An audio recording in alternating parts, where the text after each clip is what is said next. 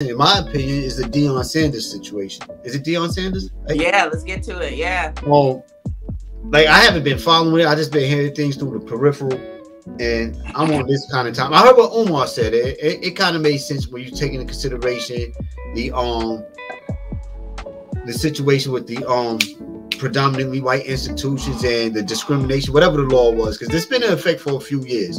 But to place it all on Deion's shoulder is bullshit. You know what I'm saying? Wait, what law are you talking about that's been in effect? Some anti-discrimination law. Basically, they were providing. It's in the Breakfast Club. In that interview? It's the interview that you sent me where he was breaking it down. But they've been doing this for years, where basically white people have been funding Asians to sit back and say, hey, this is racist, but it's going to end up proving detrimental to African Americans or black people. With all that said, aside from that, put all this on Deion's shoulder is bullshit. You know what I'm saying? Because most black people, pick a black person right now, tell them, yo, I will give you 20 times more than what you pay than you currently make, and see which one of them turn it down. See what percentage of African Americans turn it down.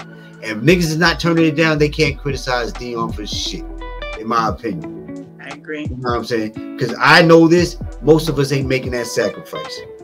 You know what I'm saying? We won't even make the sacrifice for our own kids and family a lot of time. So I'm not trying to hear somebody else try to criticize somebody else. You want to make this man a martyr for a community that's not able to be there to stand for him and support him. We didn't do it for Kaepernick. We ain't do it for fucking what's my man Kyrie. What was the support for the black community for Kyrie and Kaepernick? So well, the Hebrew Israelites, they came out for Kyrie. That's a small percentage of the population. You're right. It's a very small. Most of them is in New York. like they in New York, basically. Everybody else, where was they at? They were still watching Spurs basketball games. Black America ain't boycott the NFL. Black America ain't boycott the NBA. Black America ain't boycotting nothing that deal with their entertainment and their distractions. So to criticize this man is bullshit. Because I would say this: if you're gonna criticize him, tell me what you're doing for Black America first. Good point. What you think, HG? I am totally not familiar with the whole Deion Sanders thing. So I probably need to do a little research on that. I mean, most HBCUs, whatever, is like owned and ran by white people anyway. Like, so all this, you know, he went here, black stuff, and you know, it don't even matter. Like, pretty much all institutes, education, medical, whatever you want to call it, it's white people puppet mastering the whole thing for the most part. So it don't matter if he stayed this place and went to the other place. It ain't nothing. It's still white people behind the curtain that's, you know, dangling the strings. You know what I'm saying? So, you know, and so far as the black community, you know, being in support of all those other people that Jay named, like the Kaepernicks and the Kyrie Irvings and stuff, you know, we got to be more proactive with that. You know, what can we do though? You know, that's the thing. You know, how organized are we in our communities? You know, to be able to make a difference. You know, that's the whole thing. Like, and then it's just the lack. It's just the lack of unity. You know, at this point, it's just people screaming online. You know, so that ain't gonna do nothing. I don't care how much you voice your opinion on a chat on Instagram. That ain't doing nothing. You know what I'm saying? Like Jay said, you gotta get active out here. You gotta get active out here, and you know, start linking with people. It's all about unity. Like if we don't get over this unity hurdle that we seem to can't never get over, and it's not always a fault of our own. That's the thing. You know, that's something that I'm totally against. Everyone has to take accountability, but at the same time, this is an orchestrated effort for our disorganization. You know, we didn't arrive at this point based off always our own decisions. You know, I always say the analogy, you know, if you put two babies in a room with cigarettes and a gun, like, they're going to make their way to the cigarettes and guns. You know what I'm saying? So it's kind of like that type of situation where we've had all these prominent black people in our communities or leaders who have tried to organize us and better us and have that empowerment, and they all got the bullet. You know what I'm saying? Like, they're gone. They're either in jail, political prisoners, the Panther Party, Huey Newton's, they got killed. Martin Luther King, Malcolm X, they got killed. They didn't get killed, just for some insignificant reason. They got killed because they were factors in the unification of us. So that's an agenda against this unification. The crack epidemic, that was planned, so, I always throw those things out there because it ain't just black people was just messed up and we ain't never did nothing. No, it is an orchestrated agenda to make sure that we stay disorganized. Now, are we helping them too? Especially at this point? Most definitely. Most definitely. So, it is what it is. I urge everybody to I just want to see leaders popping up just out the blue. Like, just out the blue. Everybody's a leader. It's just like what you want to do. Pick one thing and do it. Lead your own household. That's lead your start there. Household. That's the best place to start. That's the best place to start with your children, with yourself, and then with your children. Exactly. Yeah, most definitely. Most definitely. So a lot of people were stating, as far as Deion Sanders is concerned, is that yes, he is one man, but he could have started a movement where if he had stayed, it would have brought more funding in, and then other HBCUs, why are you laughing, would have came on board, and you would have started seeing more of these games, these sports games on TV, being televised. Therefore, more funding would have came into it, but he left too soon for the trickle effect. Okay, so that's fair to say? No, because if he started it.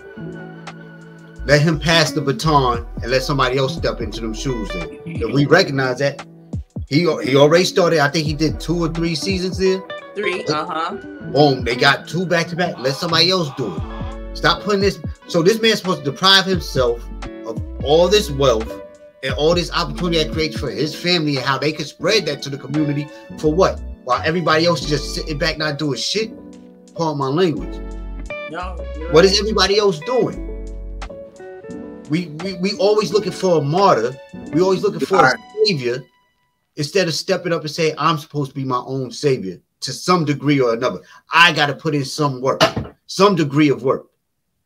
Everybody who's able-bodied, able-minded needs to be able to go forth and put some sort of effort in. Facts.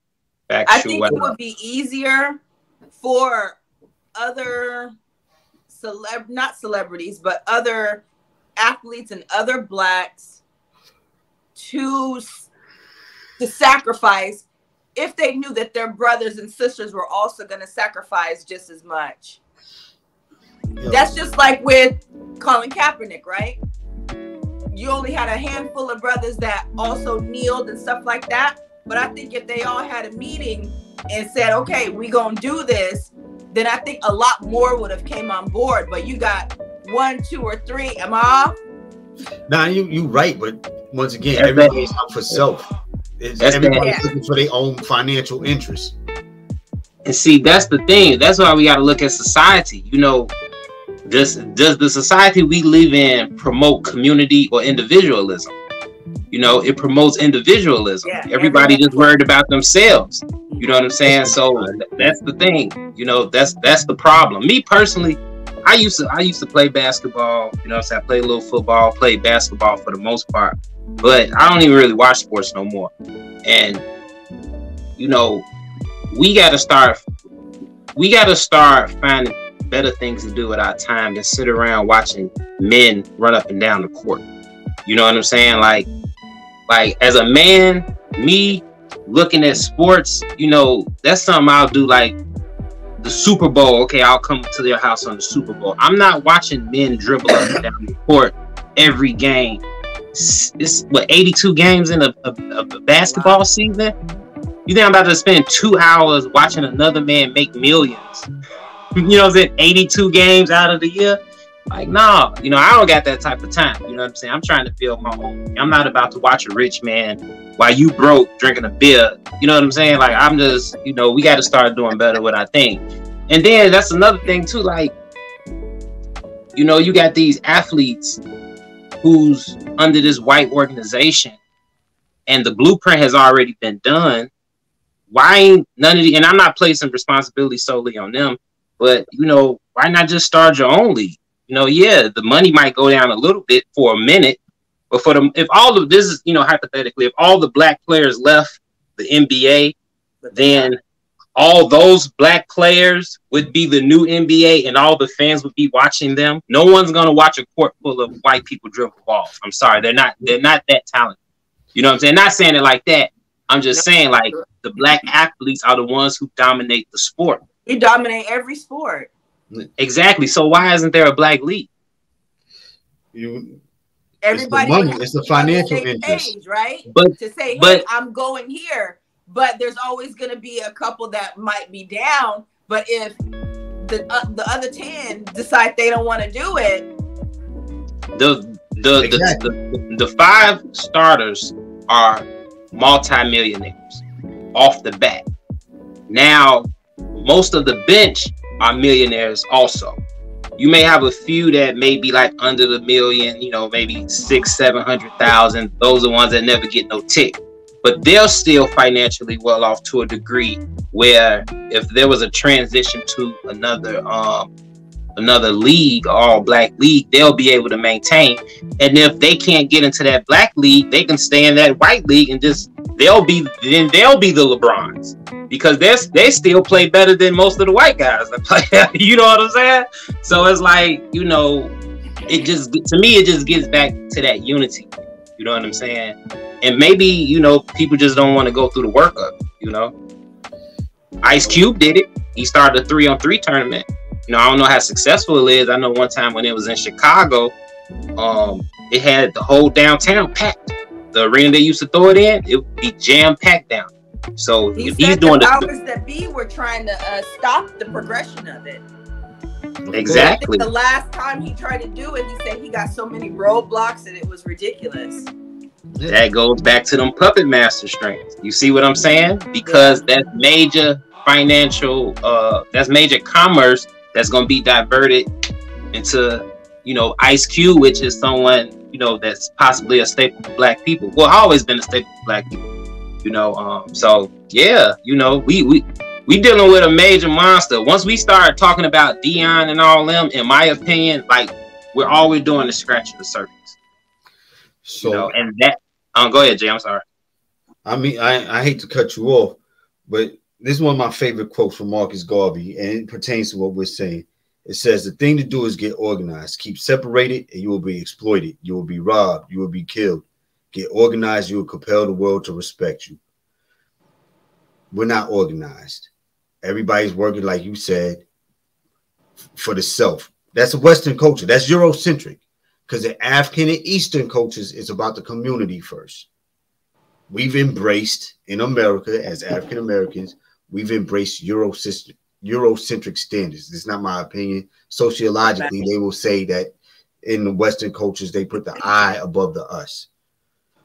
We've embraced this and we're screwing each other over. So it don't matter because I'm not going to forego my pick a salary to save these cats because everybody's out here trying to get their money.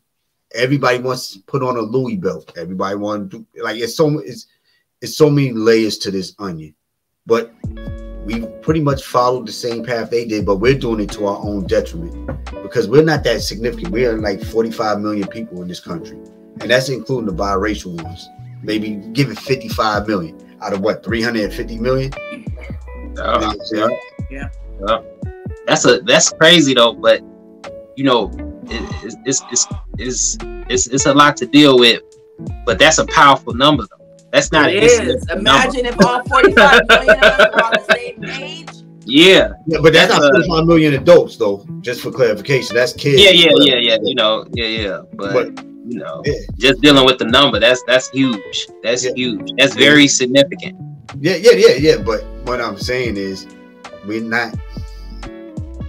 When have you ever seen a community just exist peacefully without having no strife? Like, there are certain things, I'm not gonna say any demographic because I don't want this to get flagged, We already see what happened to Kyrie.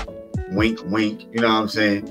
But there are communities that work better together than our community. Our community is crazy diverse here. We got the North versus South, East Coast versus West Coast, light skin versus dark skin, straight hair versus kinky curly hair. We got all these bloods. Yeah, we got all these divides that we create and that we perpetuate. You know what I'm saying? Divide and conquer. It's so simple. Divide and conquer. We've been divided and conquered, and even now, it don't even make sense for us to have gangs and be going at each other right now. We literally doing the work of people who want to eradicate us, want to keep us oppressed. Yeah, they don't even have to put in any work to do it anymore. We've already taken it over. They got it on autopilot. It's crazy. Exactly.